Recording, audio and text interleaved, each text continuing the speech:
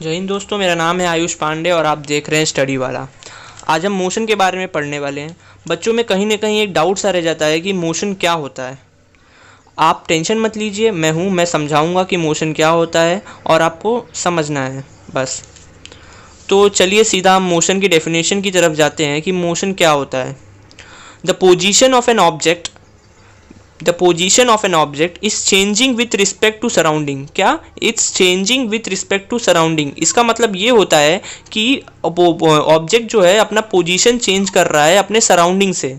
समझ रहे कि नहीं? जो ऑब्जेक्ट है वो अपना पोजीशन चेंज कर रहा है सराउंडिंग से। इसका मतलब क्या होता है कि वो मूव कर रहा है। ठीक है ना? मीन्स वो मूव कर रहा है, ये हमें समझ लेने का है। Then it is said to be in motion, यानी कि वो मोशन में होता है। कब मोशन में होता है? जब ऑब्जेक्ट मूव कर रहा हो तो वो मोशन में होता है।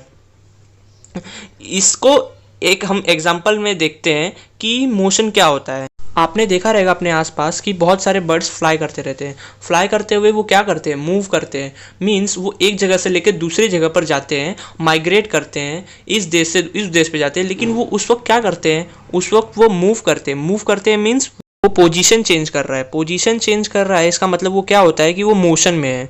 ठीक है ना? तो हम इसको एक सिंपल भाषा में समझते हैं कि मोशन क्या होता है। कोई भी ऑब्जेक्ट अगर अपना पोजीशन चेंज कर रहा है तो वो मोशन में होता है।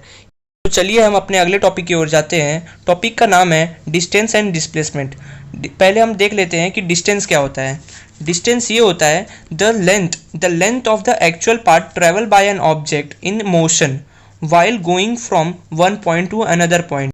तो डिस्टेंस का डेफिनेशन हमें ये कहता है कि ऑब्जेक्ट को एक जगह से लेकर दूसरे जगह तक जाने में जितना भी दूरी लगती है उसे डिस्टेंस कहते हैं। मीन्स ऑब्जेक्ट के स्टार्टिंग पॉइंट से लेकर एंडिंग पॉइंट तक के बीच में जितना भी डिफरेंस होता है उसे हम डिस्टेंस कहते हैं। चलिए हम इसे एक एग्जांपल से समझ लेते हैं। हमारे एग्जाम्पल में रहेगा एक राजू नाम का लड़का जिसे अपने घर से लेकर अपने स्कूल जाना है। लेकिन वो अपने घर से लेकर स्कूल तक जाने के लिए उसे 1400 मीटर्स लगता है। 1400 मीटर्स होता क्या है? जी हाँ, आप समझ गए।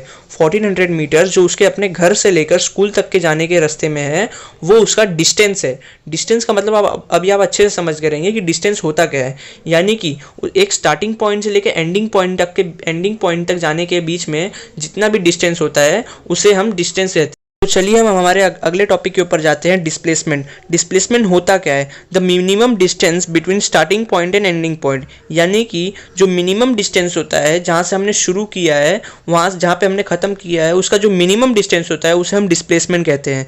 इसका मतलब हम ये भी समझ सकते हैं कि यानी कि shortest distance between starting point two ending point. इसका मतलब आप समझ गए होंगे कि डिस्प्लेसमेंट क्या होता है। डिस्प्लेसमेंट वही चीज़ होती है जो स्टार्टिंग पॉइंट से लेकर एंडिंग पॉइंट के बीच में जितना भी छोटा से छोटा जगह रहेगा उसे हम डिस्प्लेसमेंट कहते हैं। के तौर में मैं आपको ऐसे बता सकता हूँ जैसे कि जो एक रमेश नाम का लड़का है उसने अपने घर से लेकर ग्राउंड में गया। ग्राउंड में से जाने का मतलब ये होता है कि वो अपने घर से लेके ग्राउंड में गया, ग्राउंड से वो वापस आया। लेकिन जो उसके घर से लेके ग्राउंड तक का जो डिस्टेंस होता है वो 500 मीटर होता है। मीन्स वो अपने घर से जब निकला और जब ग्राउंड में गया उसके बीच का डिस्टेंस 500 मीटर हुआ। लेकिन वो अपने घर से निकला, ग्राउंड में गया, फिर वो ग्राउंड से वापस में आया। आप समझ रहे कि नहीं समझ रहे? यानी कि वो खेलने के लिए नीचे गया, खेलने के बाद वो वापस ऊपर आया। इसमें उसका डिस्टेंस कितना होता है? जी हाँ, आपने एकदम सही सोचा है, वो 100 मीटर्स होता है। लेकिन आपको एक चीज़ का बहुत अच्छे से ध्यान रखना पड़ेगा कि डिस्टेंस और डिस्प्लेसमेंट के बीच में डिफरेंस कितना होता है।